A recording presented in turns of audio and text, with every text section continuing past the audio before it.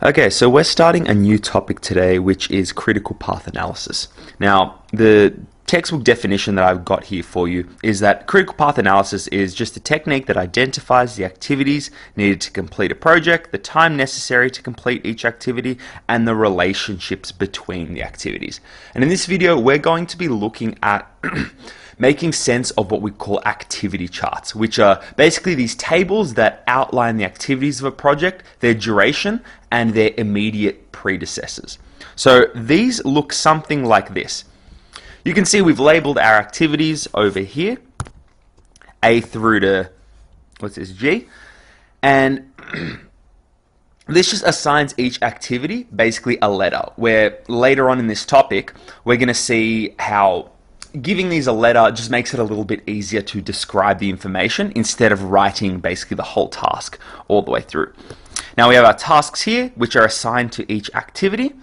We've got our duration in minutes or in hours, whatever we need, and the immediate predecessors. So the word predecessor in this context just means the activity that happens before it. So you can see over here, if we have, for example, the activity of checking an email, this means that the things that come before it is activity C and F. So eating breakfast and getting dressed. Now, you can kind of see this in your day-to-day life when you wake up in the morning, go to do something. There's a particular order in which you do it that makes sense. And certain things are going to be done after others. So in this case, for example, we have a couple of examples of this. We've got checking email, its predecessors are eating breakfast and getting dressed. And for example, we have getting dressed, this activity here, its immediate predecessor is having a shower, which kind of makes sense, right? You want to have a shower, get ready first before you are actually getting dressed. So these charts basically just outline a list of tasks, how long they take, and the order in which we do them. And this is outlined in this immediate predecessors section also. Now in this first example, we're going to look at actually creating one of these activity charts. So we have a particular project, so all of these things have to do with some kind of project. Now this is a vague, kind of broad word. A project just means any sequence of events here. So in this example here, it is catching a train. This is the project we're trying to accomplish. And we've been given a series of tasks in the wrong sequence, and we want to arrange them in our activity table. Now let's look at all of these. We have wait for a train, go to the correct platform, scan your Opal card. I'm in Australia, so an Opal card is basically our train card, which allows us to board trains, and we have money on it. For anyone watching in another country who's a bit confused by this, we have board the train and travel to the train station. Now, if we look at all of these, I have labeled, I've made my table here. I've got my activities A, B, C, D, E, because there's 5 activities. I just want to write in the task, the duration, and the immediate predecessors also.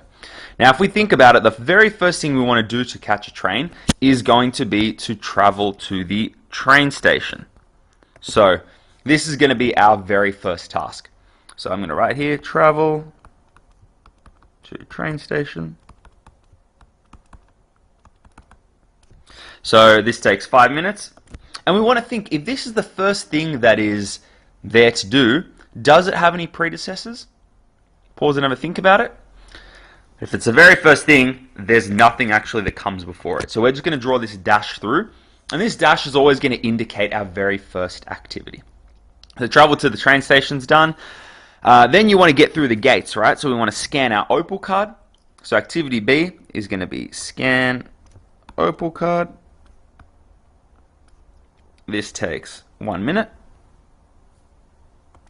And the predecessor to it, the thing that happened before it, is traveling to the train station. So we're going to write activity A as the immediate predecessor. Next thing, if we look here, we have, okay, go to the correct platform. That's probably a good next place to go. So our activity C is going to be go to correct platform. Now the correct platform, that takes 2 minutes, and its immediate predecessor, as you can see, it follows this pattern, is going to be B. It's going to be the letter before it. Sometimes as these get more complicated, we may have multiple immediate predecessors like we had over here on this table. But for now, we're going to start it nice and easy. Okay, next thing, after we've gone to our platform, we're going to wait for our train.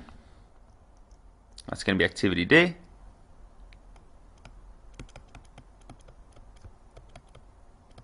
That took 8 minutes from memory.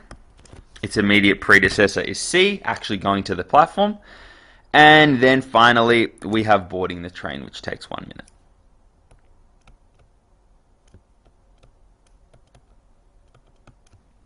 This is 1 minute, and its predecessor is D. So it's relatively intuitive setting these up. Basically, we're just thinking of an order in which we do a familiar project, which is, for example, catching a train. Some of us do this every morning to go to work.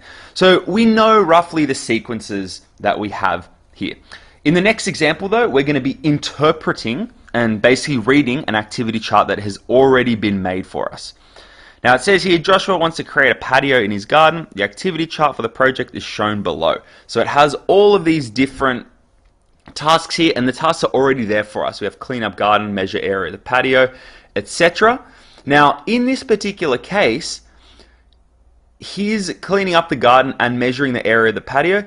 This may have been done simultaneously. So these two are our first two tasks, and we can tell this by noticing that the immediate predecessors are given by these dashes. So as we said before, these always give us a good indication of what is the first task.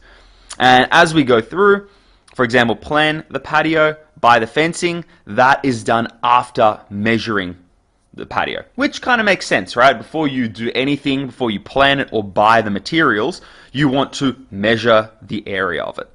We have buy plants and pots, so that links back to, since we have A and C, that links back to cleaning up the garden, which kind of makes sense.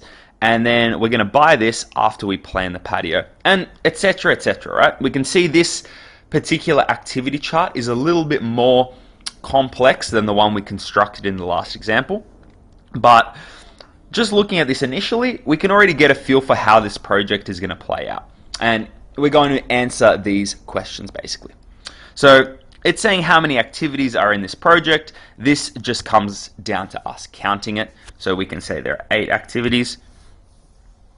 Saying what are the first activities. Remember, the first activities are the ones given by these dashes in the immediate predecessors section. It means there's nothing that comes before it.